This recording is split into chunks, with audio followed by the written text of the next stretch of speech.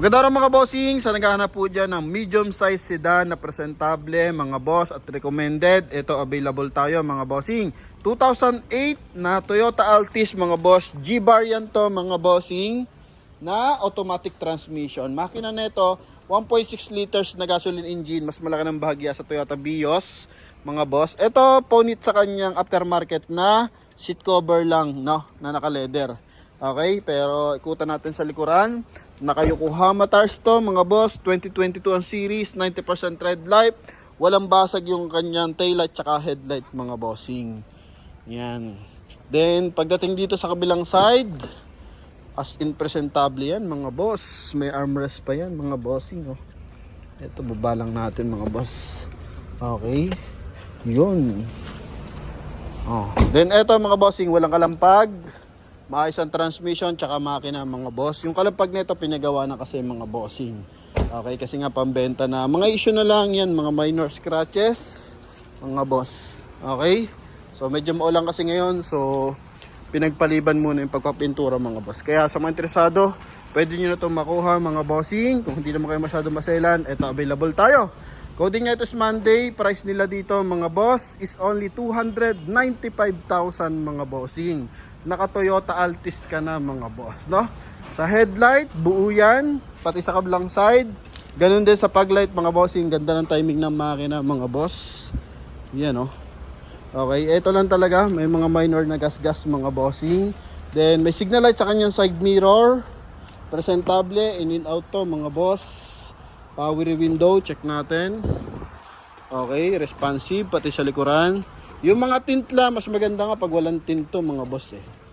Okay, so pwede naman natin pa-remove yan. Yan, may mga gas-gas na kasi, tsaka expired na yung tint mga boss. Pero walang basag, lahat ng window mga boss. Okay, then punta tayo sa interior. Ito interior natin mga bossing. Naka 1 din audio system yan mga boss. Then sa mileage na ito, 10,000 mga bossing, 608. Yung kanyang steering wheel, presentable na rin mga boss. So, pina-upholstery na to mga boss. Kaya wala na siya, mga punit-punit. Okay? Then, automatic transmission, naka-automatic climate control. Yan, kulay gray yung ating interior. Maayos naman yung leather mga boss. May kapiranggot nga lang na punit dito sa kabilang side mga bossing. Then, yun yung likod niya, no? Okay, so, nasa decision nyo na yan mga bossing. Kung gusto nyo tanggalin yung seat cover na leather or ayaw mga boss. Okay, pero as in maayos ang sasakyan mga boss. Dito sa kanyang sun visor may mirror yan. Sa kabilang side, eto mga boss, meron sun visor din. Then dito naman yung ating door opener. Okay, yan. Then same time, power adjust din yung ating side mirror. Yan mga boss. Eto mga bossing. Okay, then sa kabilang side, okay, yan. So maayos yan mga boss. Sa busina, check natin. Okay, goods pa naman mga boss. Then dito, kulay gray yung kanyang center console. Then ito yung hazard switch. Sa mga low burn naman niya, maayos naman mga bossing. Oh, ganda ng interior nito mga boss. 290,000 lang mga bossing. Pag ito, tinanggalan mo ng tint, ang ganda nito mga boss, no? Then, check natin yung kanyang second row. Then dito, may door light pa yan mga boss. Ito, normal naman, may gas-gas ng bahagya. Pero hindi naman siya yung punit mga bossing or basag. Yan, yung kabilang side niya. Dito lang sa mga rubber, so ano na talaga yan. Kumbaga, hindi na siya na tatanggal yung mga dumi mga boss. Pero as in, goods, nabapping na to mga boss. Oh, yung likod niyan, buksan lang natin yung trunk compartment. Ito mga boss, yan lang oh mga boss. Kaya option kung tatanggalin o hindi. Kasi ang ilalim niyan is tela, cloth. Yan, 100% na hindi tumbawin ha mga bossing ha. Panalo natin to sa bidding sa Toyota Makati ata or Bikutan mga boss. Dito yung kanyang spare tire mga bossing, naka-mags na rin. Okay, R15, yan yung kanyang jack mga boss. Early warning device, may kasama pa. Buo ang panel, magkabilaan. Buo yung kanyang trunk cover. Yan. Yung mga guhit-guhit na yan sa tint yan mga boss. Okay, pero all goods ang ating unit. Dito, sa kanyang tapaludo, may konting gas-gas. Okay, pero hindi naman siya big issue. Dito lang sa bumper mga boss, eto. Yan oh. Okay. Siguro malitang kalsado sa kanila mga boss. Tsaka mababa oh. May mga tiko konti, mga gutter side yan mga bossing. Then syempre, check natin yung ating engine bay. Yan. Sa flooring, maayos ang mga flooring niyan, kulay gray din. Kaya wala tayong malalait dito basta-basta mga boss. Yan ha. May armrest na rin to mga bossing. So stock armrest yun ng Toyota Altis. Check natin dito mga boss sa gitna. Kung ano meron. Yun oh. Di ba?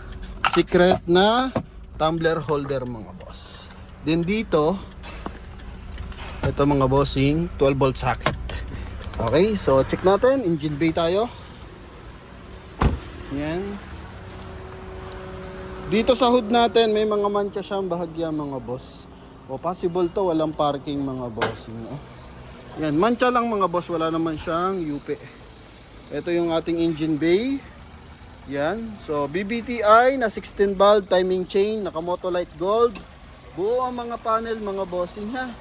Walang history ng bangga, tsaka wala namang mga UP yung mga panel mga bossing. So sa mga interesado, eto.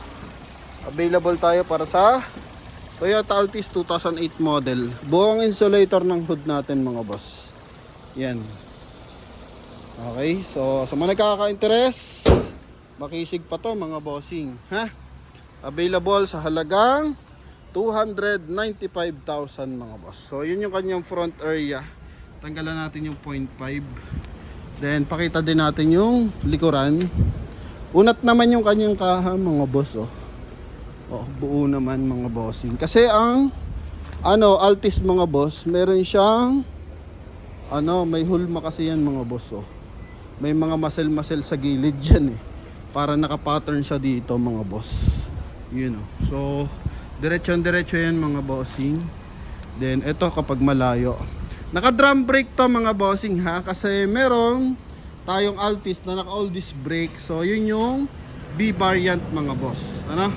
Yan. So etong nasa atin is po ito. Naka drum brake. Kasi G variant to.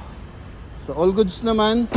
Kaya sa mga buyers natin interesado, 295,000 kasama yung transfer of ownership mga boss. Yan. Okay, so huling sulya para sa front area mga bossing. Kaya sa mga interesado, pwede nyo tumawag sa ating contact number na nasa screen. Connected dyan ng Viber and WhatsApp mga boss. Then congrats pala sa ating buyer ng Subaru XB. Tatakbo na ng Davao del Norte mga boss. Sobrang layo ng biyahe mga bossing. Thank you sa ating buyer na nagtitiwala. Binabayaran ng unit, tapos nagpadala na siya ng driver para i-pick up yung sasakyan. Then, pa-LBC na lang natin yung kanilang papers after ma-transfer. So, pasado, wala na reklamo yung driver niya pagdating dito na test drive, all goods mga boss. Kaya yun, biyahe na sila papunta ng Davao del Norte mga boss. So, thank you and bye-bye.